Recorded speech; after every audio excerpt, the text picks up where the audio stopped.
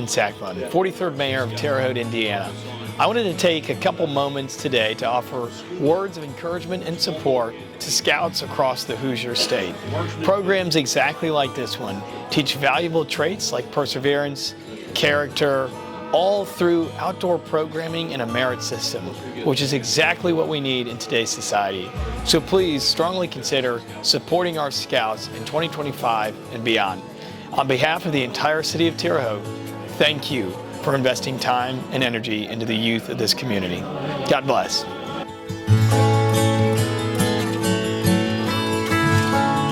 And what a better way to learn more about scouting than from a recent Eagle Scout. Please join me in welcoming Hector Perez. Summing my life's work into 2 minutes is much harder than I imagined. From a young age, I was never a social kid with little to no friends. Starstruck by the cool stickers and flashy uniforms from a speaker, I mustered up the courage to ask my parents to let me join Scouts. Walking into my first meeting, I was not greeted by cold shoulders and glares, as I was accustomed to, but welcoming smiles of inclusion. During the meeting, my fellow denmates became my lifelong friends, from elementary to right now in high school. I'm not saying my scouting career has all been sunshine and rainbows, while endlessly trying to pop a spark in the cold rain for Firecrafter, to hiking miles on end in a forest worn and tired. To most, that seems like torture, and at times I thought it was as well. But I have no regrets spending my time as a scout. From the very start, I was taught the important lessons of values. The oath and law became my guiding principles, instilling in me the ideals of trustworthiness, loyalty, and kindness. These words guided me through my everyday life, whether it was in school or at home.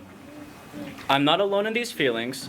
The scouting experience has molded and shaped countless other kids just like me through the years.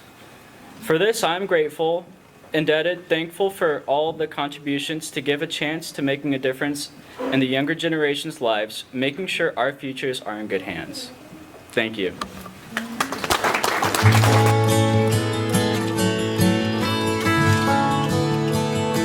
His life since then has been woven into the fabric of this community in just about every way you can imagine.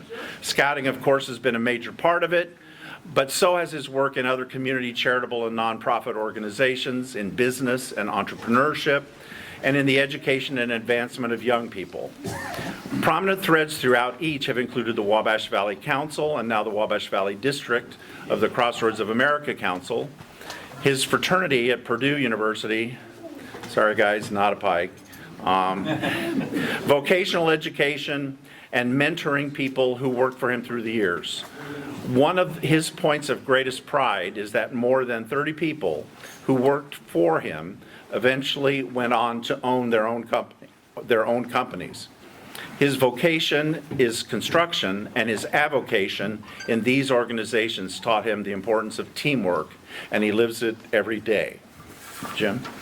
We would like to recognize you for your golf leadership to the golf outing for 20 plus years, helping youth of the Wabash Valley Crossroads. Your service to youth has raised in excess of $400,000 net to help the youth in this period.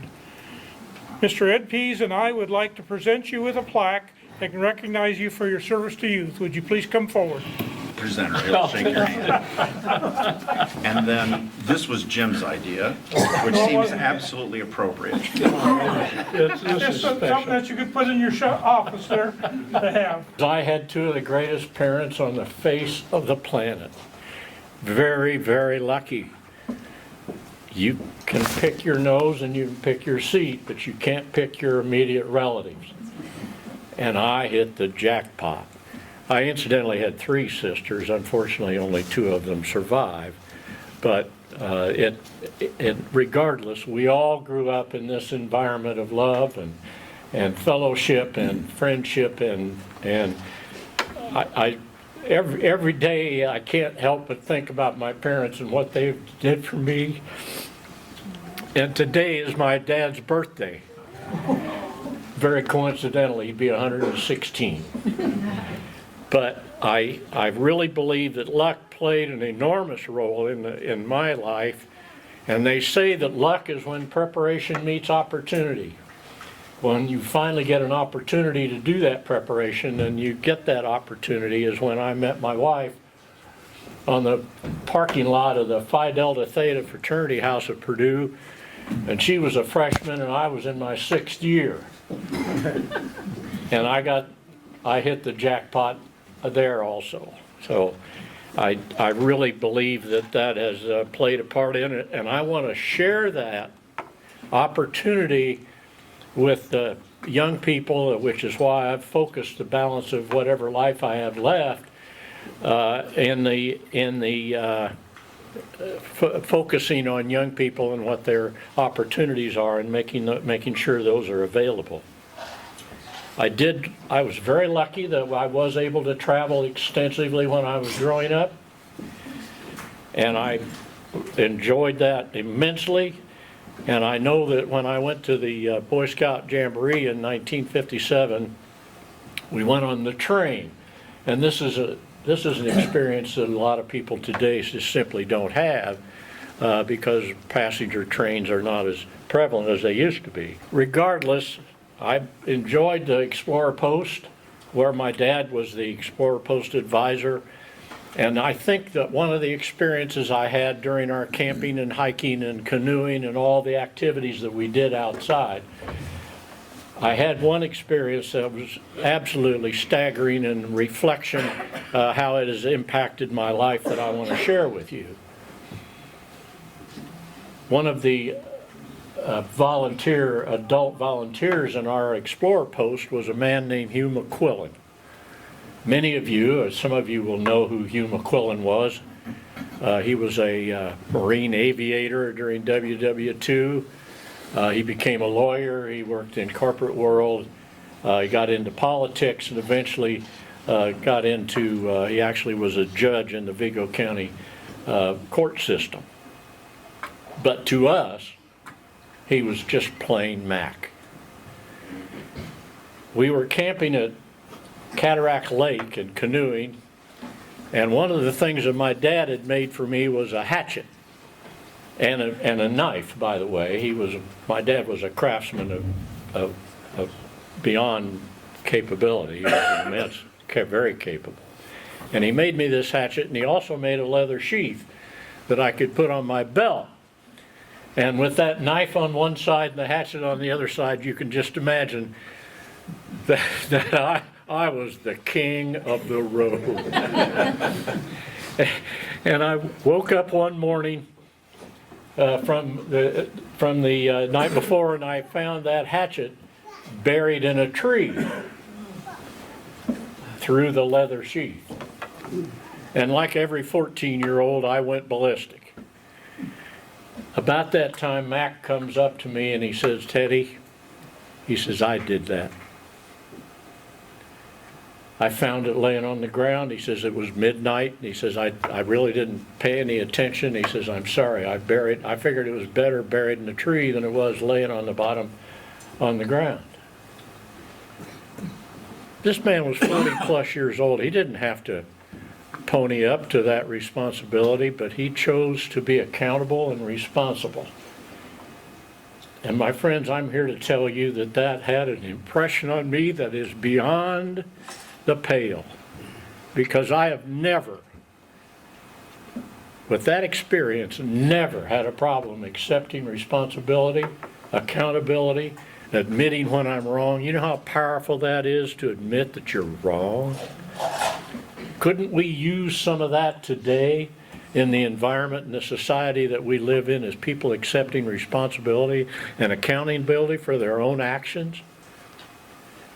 That is part of the reason why I believe so strongly in scouting, because I believe that teamwork, that effort that people have to put in to do the programs and to do their projects and to learn how to interface and interact with other people of all grades, all stripes, all religions, all colors, all shapes and sizes, and male and female. And I'm delighted to know that girls are now can be part of Scouting America.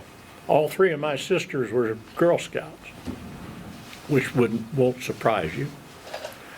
And as a result of that, I've never been threatened by women or anything like that as far as their capability. I think they have every opportunity, and I'm glad to see that they're a vital part of scouting today. My focus for whatever time I have left is going to be on young people from the age of 6 to 22, roughly. And then at the same time, I'm selling my business to a couple of my employees. And when the time comes, we hope to expand and be a part of it. And whether I'm here or not, I'm glad to know that that company that I started 50, however many years ago, will continue to be successful in the operation and the effort that we put forth in the construction industry that we're a part of. I want to thank everybody for coming today, and I particularly want to thank Mark Frederick, who's a videographer, filmmaker par excellence, who created that video that you saw and is very free with his time and talents in wandering around to all parts of the scouting community in a couple of different states, because those things are really, really important in telling the story of scouting and how it impacts what we do and why we do it and all those other things that are really, really important. I'll continue to support the Evans Scholars. I'll continue to support my fraternity at college, again, which is part of young people, and I look forward to being a vital part of that. I do have on the table in the envelope, I've got a copy of a poem that I was exposed to when I was growing up. It's called If. And there's several copies in there, so please feel free to take one. And if you need it, I'll be glad to provide it. It was written by Rudyard Kipling in 1902, roughly, and then it was finally published in 1910, which is about the time that the scouting movement with Lord Baden-Powell and the folks in England got cranked up in the scouting. And I think that it encapsulates some of the experiences and the life lessons that we can learn. And my mother had me read that to her out loud at a very young age. And that is impactful. And I think that those of you that have children, particularly in scouting, I would suggest you try that because it can be very, very powerful.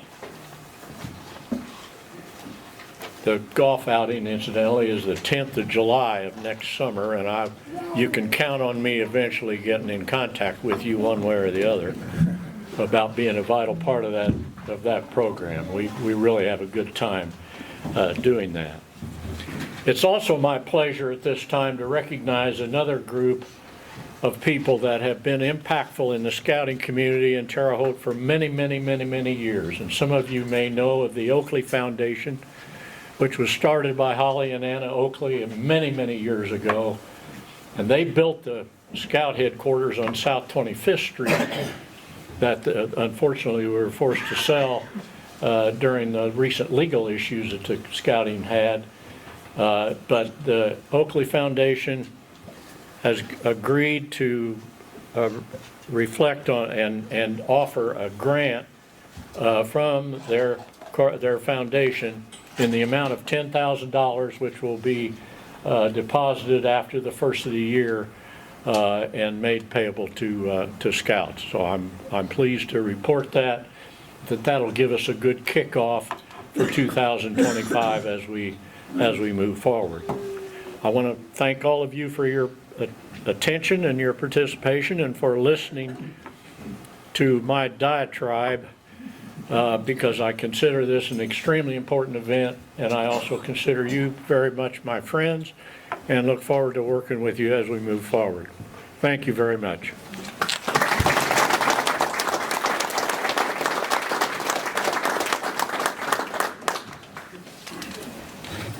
Thank you, Ted.